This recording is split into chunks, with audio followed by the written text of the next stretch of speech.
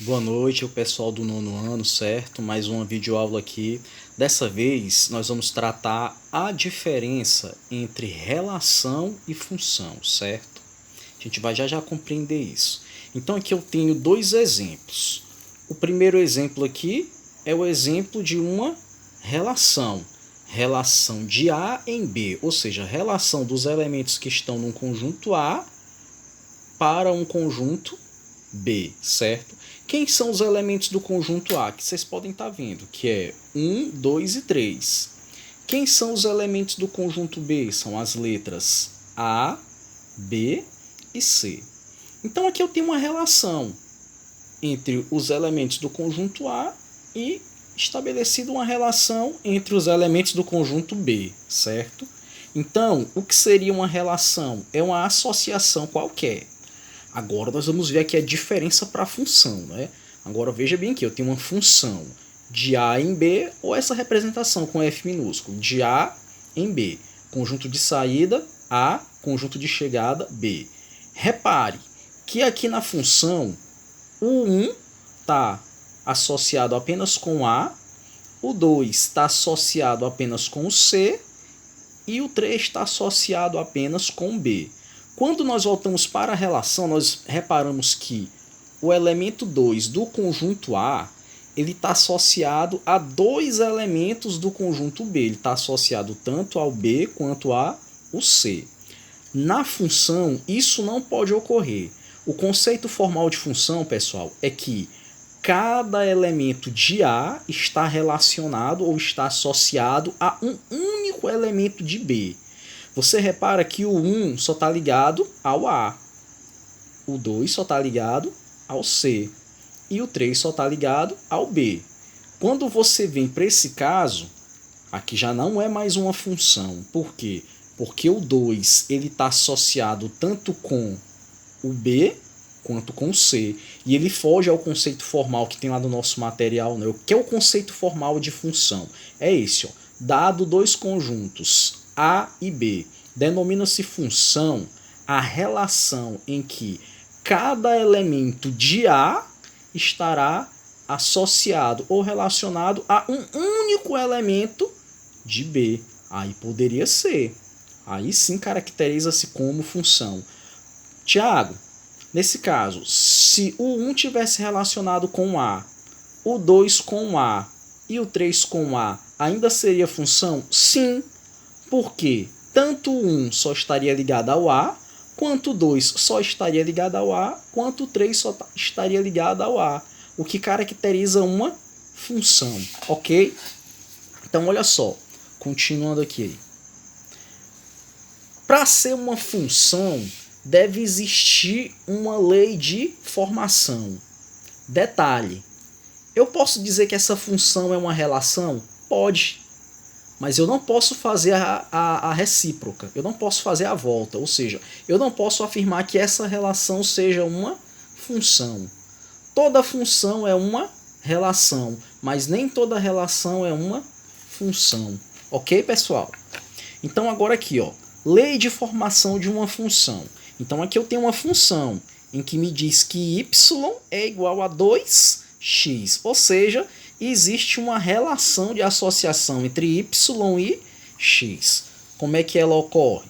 Você observa, o x é 0. 0 vezes 2 continua sendo 0, então o y é 0. O x é 2. 2 vezes 2, o y é 4. O x é 3. 3 vezes 2, 6. O y é 6. Reparem só que o y é o dobro do x. E que o x é a metade do y. A metade de 0 é 0, a metade de 4 é 2, a metade de 6 é 3. Então essa lei é que determina quem será o meu y. Ah, Tiago, e se eu tivesse bem aqui no lugar do x, eu tivesse bem aqui um 8, quanto é que seria o y? Seria o dobro, seria 16, certo? Uma outra lei de formação de função, ó. F de x é igual a x menos 1. Repare que aqui a associação é entre f de x e x. O f de x vai depender do valor de x. Aqui, quem era a dependência? O y dependia do x. Na função existe essa relação de dependência. Vamos lá. Quando o x for 1, aí ó, 1 menos 1, 0. Quando o x for 2, você joga para cá, para a lei, ó. 2 menos 1, 1. Quando o x for 3, joga para cá, 3 menos 1, 2. E assim nós estabelecemos a lei de formação de uma dada função, certo? Vamos só pegando aqui um exemplo. Agora, se eu tenho essa lei de formação aqui, né? Dado uma função, aí tem aqui a lei de formação dela. F de x é igual a x sobre 2 mais 1/3. Então significa que o valor do f de x vai depender do x, certo? Então vamos lá. Vamos calcular como é que ficaria f de menos 4. Então no lugar do x vai ficar quanto? Menos 4. Então f de menos 4 é igual a menos 4 sobre 2 mais 1/3. Tá bem aqui, ó. Menos 4 sobre 2, simplificando 4 por 2, né? Menos 4 por 2 vai dar menos 2. Menos 2 mais 1/3. Repare que embaixo desse menos 2 tem 1, né? Fazendo MMC entre 1 e 3, é claro que é 3. 3 dividido por 1 dá 3. 3 vezes menos 2, menos 6. 3 dividido por 3 dá 1. 1 vezes 1, 1. Menos 6 mais 1 vai dar menos 5, né? Então fica menos 5 sobre 3. Então significa que o f de menos 4 é menos 5 sobre 3. Ok? Vamos pegar um exemplo do livro, certo? Vou pegar aqui, olha. Esse exemplo aqui ele foi tirado do livro de vocês, página 81. É a primeira questão, não é?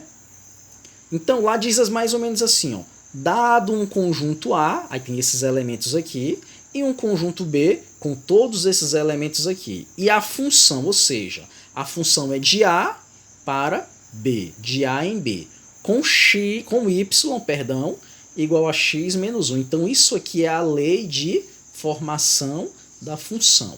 Calcule o conjunto imagem da função, certo? Pessoal, de cara, o conjunto domínio. O conjunto domínio é sempre de onde inicia a função. A função não está iniciando em A? Está. Então, logo, o domínio, olha só, domínio da função, logo a letra B, né? Domínio da função vai ser quem? Vai ser 1, 2, 3 e 4. Justamente os elementos do conjunto A. Agora, a imagem da função. Para eu descobrir a imagem da função, eu vou ter que utilizar a lei de formação, que é y igual a x menos 1. Então, vou aplicar a lei de formação, certo? 1 é x, não é? 1 menos 1, 0. Aí vamos lá para o 2, não é? 2 menos 1 dá 1. Vamos lá para o 3. 3 menos 1 dá 2. Vamos lá para o 4. 4 menos 1 dá 3. Então, essa é a imagem. Veja só, eu tenho quantos elementos em A? 4 elementos, né? 1, 2, 3, 4. Logo, a minha imagem também tem que ter a mesma quantidade de elementos.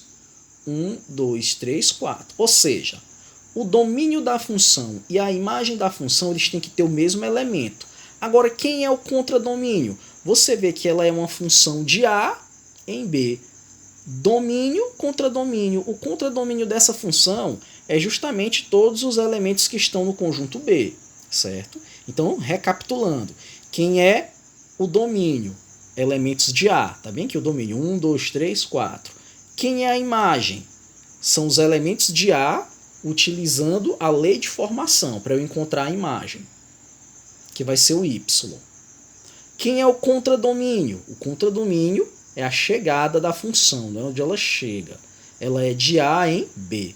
Ou seja, a imagem ela é um subconjunto do contradomínio. A imagem está aqui dentro, ó, certo?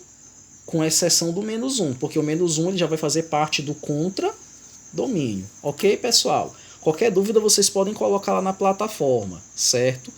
Amanhã eu vou passar um exercício do livro e quarta-feira eu coloco a revisão.